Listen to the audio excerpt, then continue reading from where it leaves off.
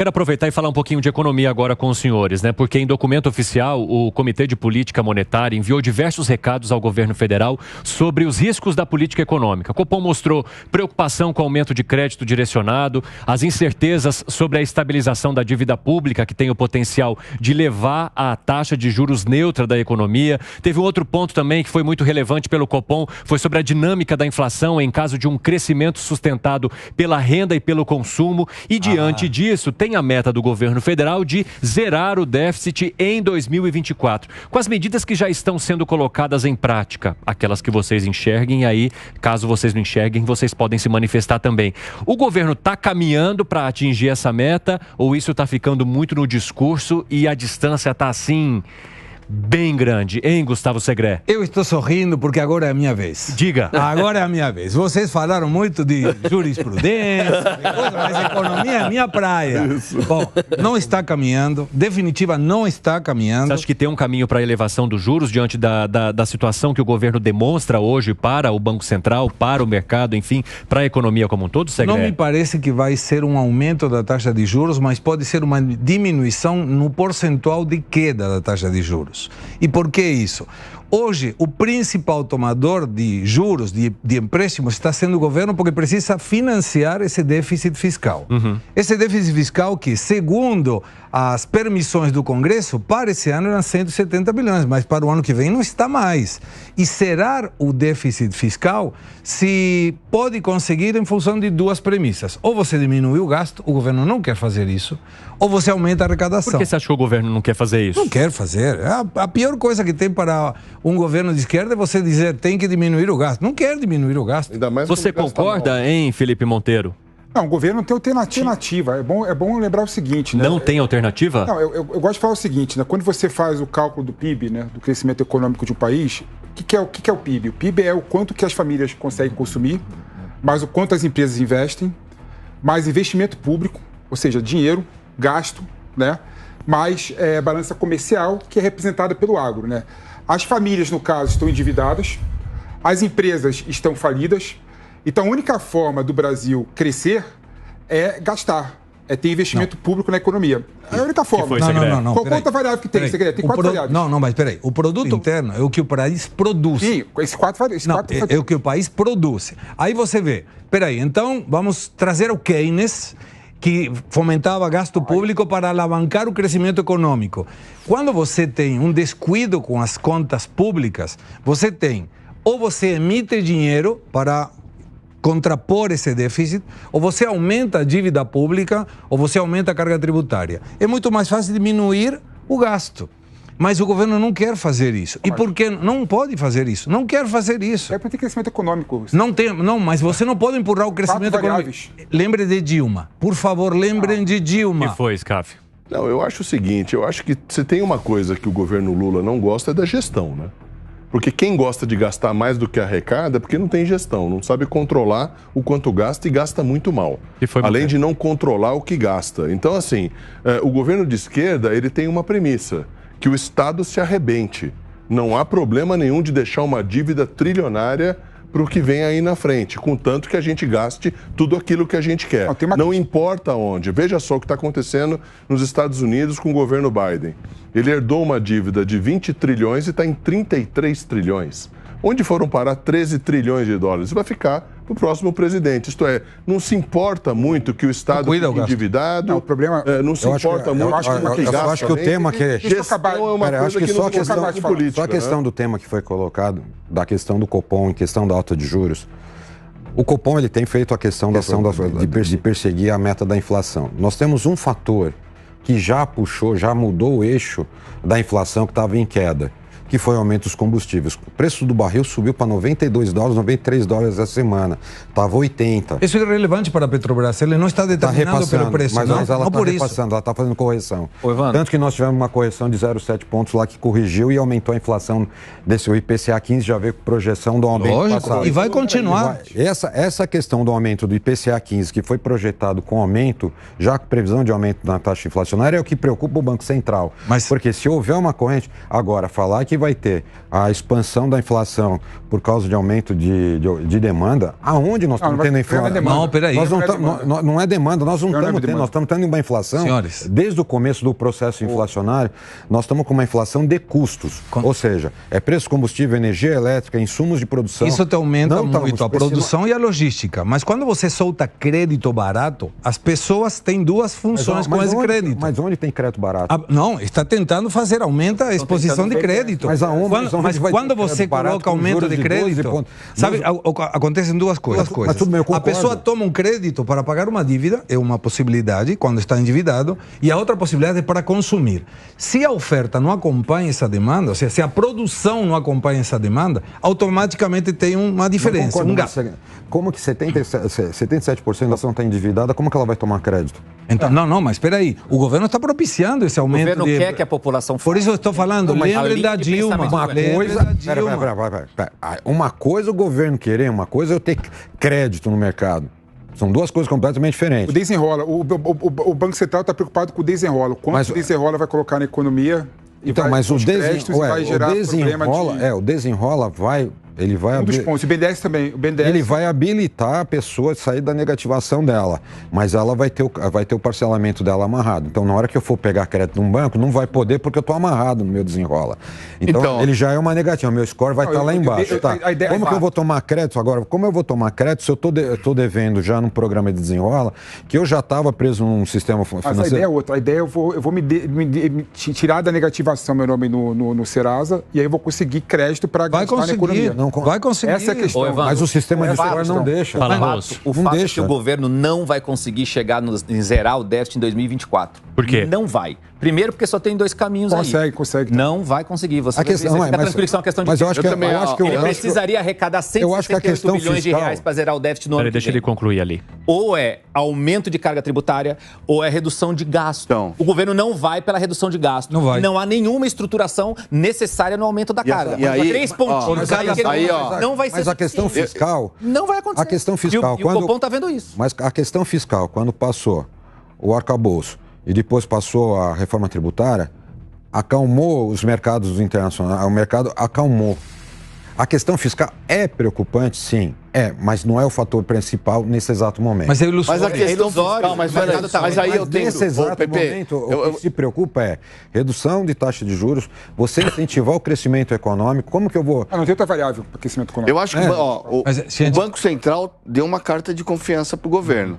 Na reunião que teve com o Lula e com o próprio ministro... Sim, e que não foi revelado, inclusive. Mas isso sinaliza que eles estão entrando num acordo e o presidente do Banco... E o presidente do Banco Central acredita nessa zerar o déficit fiscal. Não necessariamente. Não, mas eu sei, mas ele acredita. Ele acredita porque ele falou no próprio Congresso, acredita, acha, mas eu tenho que concordar com o Ricardo. Mas você acha que o presidente do Banco Central diria para todo mundo que ele desacredita uma meta? Não, mas eu acho que é uma sinalização. Mas eu acho que a reunião é uma sinalização. A reunião por si é uma sinalização e a fala dele no Congresso, que inclusive tem que taxar os mais pobres por valor... Mais ricos. Os mais ricos, super ricos, em 10%, sinaliza o caminho que ele já deve ter combinado com o governo. Está certo.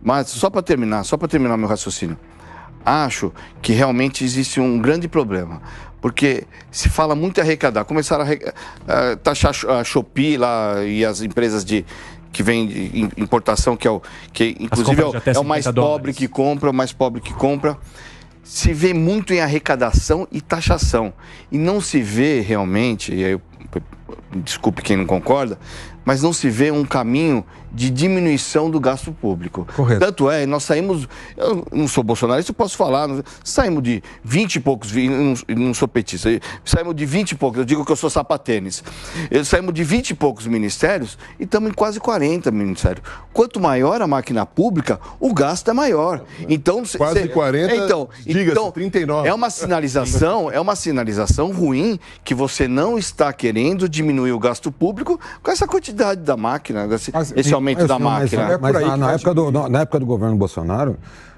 a redução de ministério foi ilusória. Foi ilusória, claro. Por quê? Juntou um no outro. Eu estava dentro de um partido que estava... três ministérios com o nome de um. Por exemplo, só que o Super-Ministério da Economia. Isso, só que, por exemplo, tinha o Ministério da Cidadania, Tinha desenvolvimento social, tinha direitos humanos, o staff do secretário era de ministro. E a equipe foi mantida. Mas ele só foi agregado... Mas hoje você criou novas estruturas. Não, mas isso é relevante para o gasto público. Duas observações, por favor. Quando você agrega, você faz uma integração disso, acho que você reduz. Eu posso até estar errando. O Felipe pode estar certo. Olha, não está gastando... Nem no valor porque não está gastando mais. Mas a sinalização não é de redução dos gastos públicos, Pepe. Imagina a sinalização pode... Se você colocar no papel...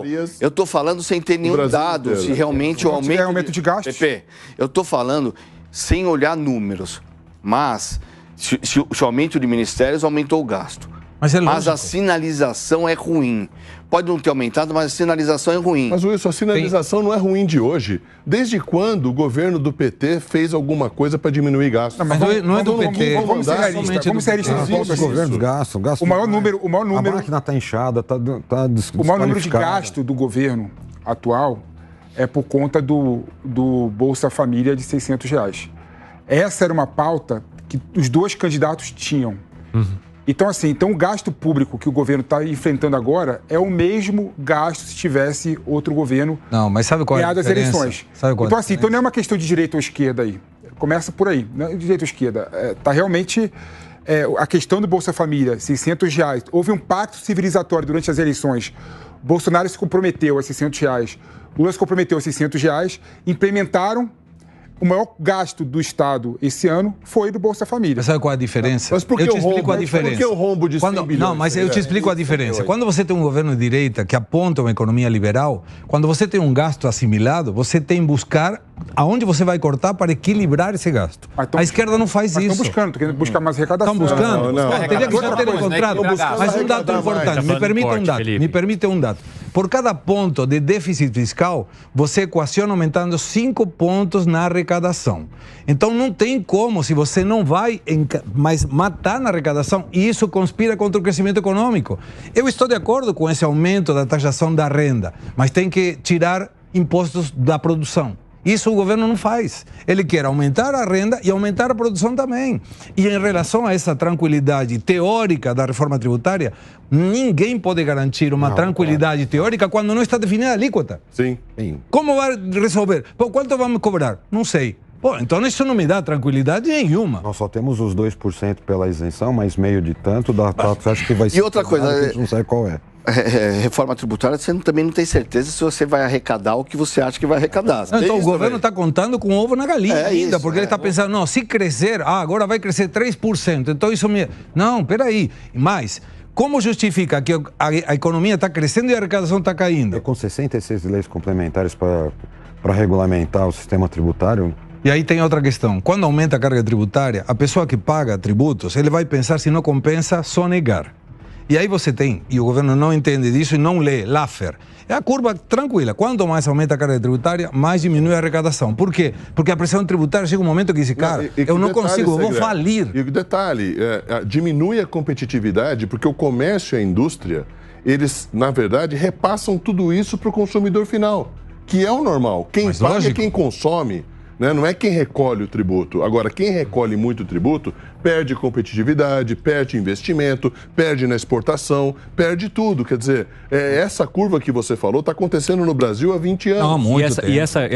Esse detalhe que você trouxe agora, de quem paga, é até uma campanha que tem sido feita pela Federação das Indústrias de Minas Gerais. Nós entrevistamos aqui o presidente recentemente. Ele fez questão de mais de uma vez olhar diretamente para a câmera e falar, é você quem vai pagar, porque há uma falsa sensação na visão dele de que a população estaria isenta disso e de que quem vai pagar é o empresário. Então, coloca o empresário nesse pedestal em que, não, ele pode pagar porque ele tem dinheiro para isso, mas eles falam, vocês precisam entender que no fim vai chegar no teu bolso. Mas essa é novamente uma narrativa progressista, porque aí você fala, tem que tirar daquele que tem para dar àquele que não tem. Mentira. É uma mentira. É uma narrativa progressista. Não foi feita nenhuma tem algo a apontar? Não, isso aí é ultrapassado, essa lógica aí, tem que dar para quem não tem e tal.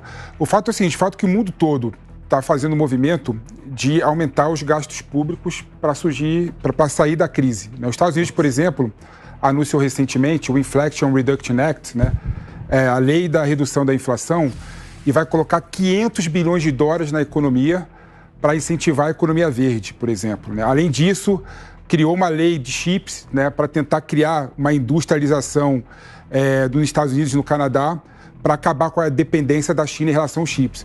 Então, quando você pega todos os governos desenvolvidos, liberais do mundo todo, todos vão no caminho de aumentar os gastos, porque nesse momento, por exemplo, que o mundo está diferente. E qual é o resultado? O mundo está diferente. Trump na frente. Qual é o resultado? Os Estados Unidos têm um déficit de 240 bilhões de dólares, por exemplo, e sempre teve déficit alto. Não, isso é normal, mas ele... são a primeira economia do mundo. Mas você não consegue injetar dinheiro na economia sem um resultado. A contrapartida se chama inflação. E quando você tem um Fed, o que está fazendo? Aumentando a taxa de juros. Gera uma inflação se tiver uma demanda muito maior do que a esperada. E no Brasil, o problema não está na demanda. Não está na demanda. A demanda está reduzida já. Senhores, há anos. No mundo todo, a demanda está contraída. Então o problema não está na demanda. O Felipe está justificando o gasto exacerbado, que é aquilo que vai sobrar para o consumidor. Não, ele quer que o Estado seja o promotor da economia. Não é. Não é. O promotor da economia são os empresários. Não deveria ser. Qual país assim? Empresários do Brasil. Qual país assim? Os empresários têm que ser privilegiados e ser os promotores, porque eles que geram riqueza e que recolhem os tributos. Não, mas vou te fazer outra provocação. Não é o governo. O governo tem que regular. O governo não é promotor de crescimento. Ao contrário. Isso não existe. O governo é um grande...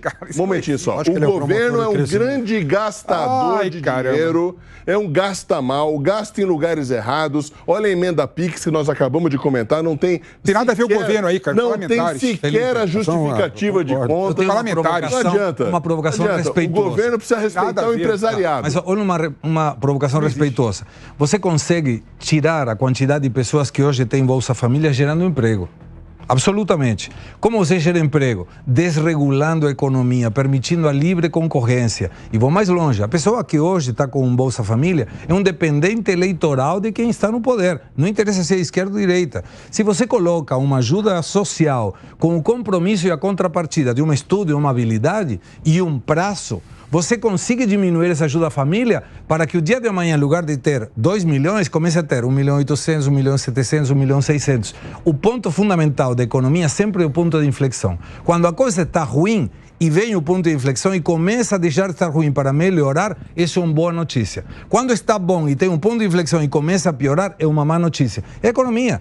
E a economia sempre se baseia não na foto de hoje, senão no vídeo que vem depois, o filme. E esse é o problema que o governo, lamentavelmente, não enxerga. O problema do governo, para mim, assim, eu concordo com você no diagnóstico, né, que a questão é um problema. Agora, uma forma de resolver, eu discordo, por exemplo. Qual que é a minha crítica ao governo do PT, por exemplo? A minha crítica ao governo do PT é que ele olha só o lado da demanda. Ele acha que fazer as pessoas consumirem mais, a economia vai desenvolver mais. O que eu defendo? Eu defendo que tem que olhar para dar oferta também. Tem que pensar na reindustrialização do Brasil, tem que pensar em criar empregos qualificados para as pessoas terem empregos qualificados, tirar as pessoas da informalidade, né? Porque se tem uma pesquisa recente que falou que 60% da população do Brasil pobre, né, quer ter o próprio negócio. Então, maravilha. Então, eles querem o próprio negócio. Então, o governo tem que dar instrumentos para essas pessoas serem empreendedoras. Empreender qualificadas. Mas se você não ensina, não é um aumento tributário. Se você não ensina eles a aprender, eles vão falir. Aí só fala demanda. Agora, o que é empreendedor com aumento de carga tributária? O que o SCAF colocou aqui, por exemplo, não existe em lugar nenhum do mundo. Os Estados Unidos, por exemplo, sempre foi um país protecionista. Sempre foi. Teve um curto espaço de tempo, que foi depois da Segunda Guerra Mundial, até 80, que ele teve uma postura liberal. E por que era liberal nesse período? Porque ele era o único país do mundo com uma economia absurdamente alta. Claro. Mas se você for pegar, por exemplo, os Estados Unidos do século XIX, a taxa de importação era 60%. Mas, Felipe, olha, o que deveria fazer o governo seria dar o exemplo. É um país tão aberto, Segré, que todos os produtos de todos os lugares do mundo são vendidos lá. E sabe por quê? Não é mais. Sabe por quê? Que todas as montadoras do mundo vendem nos Estados Unidos. Não é mais. Porque eles geram emprego e serviço para vender isso. Eles trazem a riqueza para dentro. Isso é lugar comum. Carga tributária baixa. Eles usam as maquiladoras. Isso é lugar comum. Eles usam uma legislação. Gente, podemos voltar ao Brasil. Podemos voltar ao Brasil. As montadoras voltam tudo no México. Você está errado. Agora, a política do Felipe é a política do atraso. Ele quer voltar mais moderno do que isso. Política do atraso. Voltemos no Brasil. Você não sabe o que você está falando, cara. discordar por discordar. Você que sabe. Quer polemizar por polemizar. Se o americano mora bem, vive bem, é um problema deles ou graças a eles. Mas vamos voltar para o Brasil. Uma coisa que deveria ser feita seria dar o exemplo. O governo deveria dar o exemplo dizendo, pô, você que é empresário, estou te carregando com carga tributária, eu vou te ajudar, vou diminuir a despesa pública. Mas partimos de uma premissa. Qual é o exemplo, por exemplo, que defendemos? A saúde pública e o próprio presidente se faz a cirurgia num hospital privado. Por que não poderia fazer como Mujica, e eu vi ele, se atender num hospital público? Mas, Segré, pode ser... Essa questão é paralela. A prática é outra. Veja só, o Estado brasileiro está comprometido com o orçamento em 90%. O presidente da República tem menos dinheiro que determinados governadores para investimento. O Estado está quebrado. O Estado está quebrado há muito tempo. De cada R$100 do governo federal, 90% já é comprometido. Tá carimbado. Então não tem como, isso aí é um ciclo vicioso, é um elefante com hepatite que está morrendo, que eles querem colocar mais sangue no elefante. Ao invés de, como você falou, por que cada determinado servidor tem 20 assessores e não 5? Por que eles começam a dar o exemplo lá de cima e fortalecendo os estados e municípios? Sabe por quê? Porque eles querem muito Brasília. Eles não querem o Brasil. Esse é o grande problema. E quando você quer mais Brasil, aí você começa a pensar no comerciante, no empresário, no industrial, no prestador de serviço, porque esse gira a economia com baixa tributação. Se ele tiver alta tributação, ele vai querer receber por fora, ele vai repassar para a consulta. Se aumentar o tributo dele, ele vai aumentar para o preço do consumidor. Esse ciclo é vicioso. É a agenda do atraso, achar que o governo é promotor de desenvolvimento. Isso é a agenda do atraso. Eu vou finalizar essa rodada aqui. Eu não conheço nenhum país que cresceu dessa forma, cara. O governo brasileiro teve 2 planos nacionais de desenvolvimento feitos. Mas quando era necessário, né? Não, mas foi feito. Quando era necessário. Fala o país do mundo. Mas não precisa endividar o país. O governo fez 2 planos nacionais de desenvolvimento. Fala um país do mundo que cresceu dessa forma. O governo é o fomentador. O governo é o fomentador de políticas econômicas. Ele é fomentador, ele não é gastador. Ele é fomentador. Uma pergunta. Qual país do mundo cresceu sem atuação do Estado? Eu te respondo. Eu vou te dizer uma coisa. Posso te responder? Eu não conheço 169 países. Quais são as obrigações? Fala um. Então tá bom.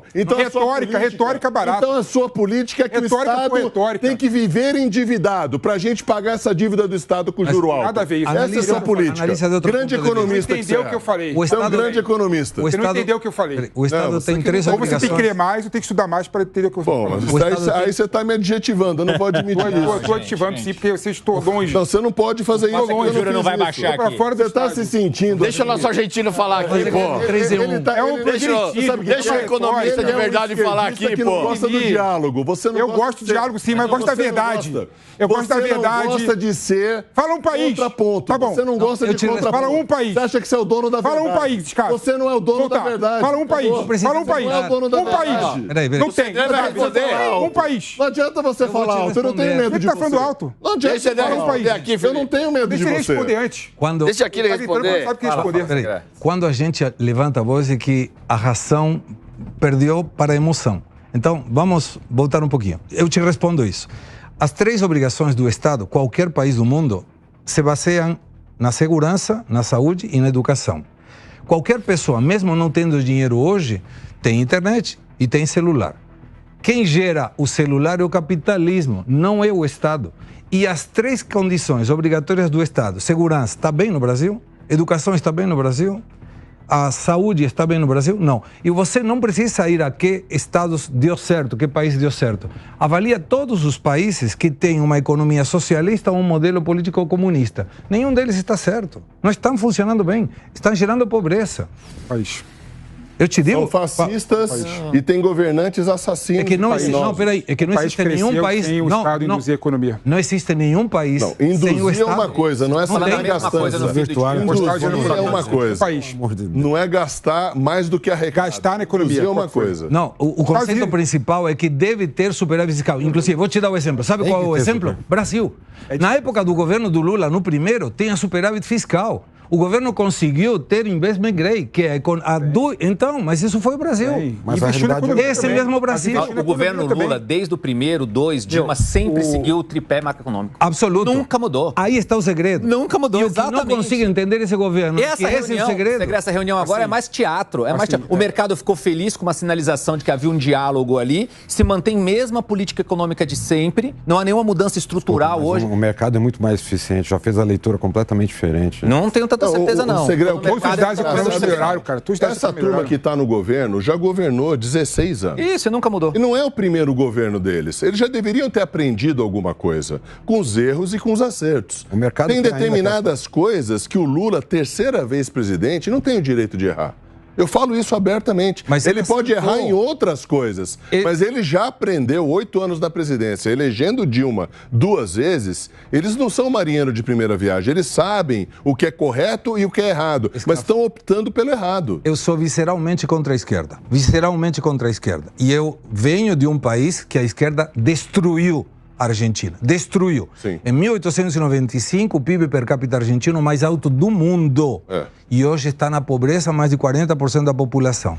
O Lula, no primeiro governo dele, ele respeitou o tripé que foi determinado pelo Fernando Henrique Cardoso. Sim. Superávit fiscal, liberdade de câmbio e meta por inflação. Sim. E naquela época nem sequer tinha autonomia o Banco Central como tem hoje. Não tinha. Era dependente. Mas nesse momento, ele tomou... E foi um presidente violinista, porque ele pegou o poder com políticas de esquerda e executou a economia com políticas de direita. Perfeito. Colocou um Henrique Meirelles no Banco Central. Isso que deveria fazer. Não, não, Felipe, não é a mesma. Tinha superávit fiscal. A crítica que eu tenho... ele entrou no governo agora, calma. Calma, a crítica... Não pegou deficitário. Uma coisa engraçada é o seguinte... Não pegou deficitário. Mas eu acho que ele pegou um país melhor também no primeiro. Você virou pra mim e falou assim, que eu tô gritando porque eu não tenho razão. Né? Não. pessoa aqui na mesa que eu falo, eu sou interrompido todo momento. Ninguém deixa eu terminar do começo. Você não tem razão. Está dizendo que a razão se perde quando começa a gritar. Sim, todo o país do mundo, quando você pega tigres asiáticos, China, Estados Unidos, Europa, cara, a Alemanha teve uma política completamente protecionista em relação às fábricas da Alemanha, né? Todos os países do mundo, o Estado investiu dinheiro na economia, fortemente. Os Estados Unidos agora está investindo 500 bilhões de dólares na economia. Mais 100 bilhões de dólares quase para trazer o chip e reduzir a dependência relacionada à China. Ou seja, não há no mundo, né, um modelo neoliberal como vocês querem vender. Não, mas ninguém está querendo vender. O ponto é o equilíbrio. Outro ponto também. Falo, por exemplo, do Brasil. Concluam, senhores. Tem um déficit de 150 bilhões de reais. 168 bilhões de reais. Os Estados Unidos tem um déficit de 240 bilhões de dólares. Mas não pode comparar. Sempre teve déficit. Isso é incomparável. Então a questão, agora é incomparável. Você falou os Estados Unidos o tempo inteiro, mas agora é incomparável os Estados Unidos. É incomparável. É engraçado. Quando convém, você usa os Estados Unidos. Lá tem 300 quando não convém, você consumidores. Quando não convém, você não usa. Não você tem descarta, convém, né? são fatos. A questão é o seguinte, o seguinte, o modelo atual de desenvolvimento econômico, né, no mundo todo, para terminar com essa crise que está assolando não só o Brasil, mas o mundo todo. Por quê? Porque antigamente o mundo era muito mais barato, quando os Estados Unidos e a China viviam em harmonia. Hoje em dia, quando os dois estão buscando a autodependência, está mais caro mesmo o mundo, né? A guerra potencial. E as empresas que cuidam de consultoria, essas coisas, prevê algo bem pior essa relação dos Estados Unidos e China. Mas a guerra foi que jogou essa situação. Mas vai ficar pior, Quem conseguiu segurar um pouco esse avanço da China era o Trump, quando ele baseia aquelas questões das tarifas americanas para entrar, ele deu uma segurada. Já com a guerra e com Biden, ele automaticamente... Eu sempre falei que o grande fomentador da guerra foi a China, porque ela ficou usando jogou a Rússia na guerra para ver quais eram as sanções econômicas, e você vê, ele criou um clear dele, ele tirou a dependência de dólar nas contas chinesas, colocou no mundo inteiro, Brasil hoje, nas nossas reservas internacionais, quase 50% é dinheiro chinês. Não tem 50%. Cuidado com essa informação. Não, é menos. Você tem fundamentalmente dólar, tem euro e tem uma participação que é o yuan, mas não é 50%. Mas não é 50%. O que a gente não pode é ficar justificando erros atuais, botando culpa no mundo, né? Isso é tipo de argumento. Não é tipo de argumento. argumento que o Bolsonaro usou, cara. É argumento mas de dizer assim, olha, peraí, isso está acontecendo no mundo inteiro, a gente é a primeira vez que desculpa, assume... Scarpa, é macroeconomia, cara. Pandemia e guerra da Ucrânia. É macroeconomia. Então, assim, é macro. Então, mas a macro. Esse governo é governo de 5º mandato. Mas não é governo de Scarpa, primeiro mandato. Desculpa. Então a gente não pode ficar atribuindo culpa ao planeta nas coisas erradas quer dizer, que então, estão acontecendo no Brasil. Você quer dizer assim que né? o aumento dos combustíveis, então, mas olha só, a crise internacional... Quem acabou com a paridade internacional foi esse governo, não foi o governo anterior. Ainda bem, né? Então, ainda bem porque para sobrar para o consumidor, para endividar o Estado, quer dizer, para comandar o preço da gasolina, para comprar voto. Isso tem estelionato. Petrobras continua com lucro, estelionato, porque o Brasil não é autossuficiente. Tá vendo? Quando eu falo, você fala que eu tô falando besteira. Você tá me desrespeitando há 3 horas. Eu nunca disse que você tá falando besteira. Mas peraí. Eu acho que o Felipe precisa começar a respeitar o argumento dos outros. Eu tô te escutando normalmente. Mas tá falando em verdade, cara. Então, mas em verdade no seu conceito. Você não pode dizer isso de mim. Petrobras deu lucro. Isso é muito indelicado da sua parte. Petrobras deu lucro, Scarpa. Não, indelicado da sua parte. É óbvio. O empresário tem que ter lucro para gerar emprego. A sociedade vive disso. Mas, Scarpa, você não pode querer excluir o mundo.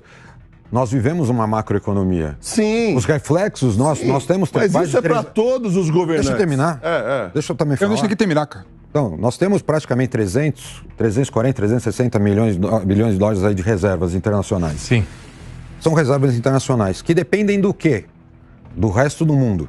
Se o Brasil, se acontecer alguma coisa, alguma crise, como estava acontecendo, os Estados Unidos aumentando a taxa de juros, a aversão ao risco, e o Brasil entrar numa sinuca de bico para baixo, automaticamente a gente perde nossas reservas e migram tudo para os Estados Unidos. Não necessariamente. Porque... Mas pode. Não, mas peraí. Pode. A Reserva Internacional... Vamos lá, Segre, vou pedir para você arrematar para eu chamar o break, porque tem mais um tema para gente. A Reserva Internacional se baseia basicamente na oferta de dólares que vem pelo superávit comercial, que é muito alto nesse mês, e os investimentos diretos do exterior que estão diminuindo nesse governo. 36% tem caído.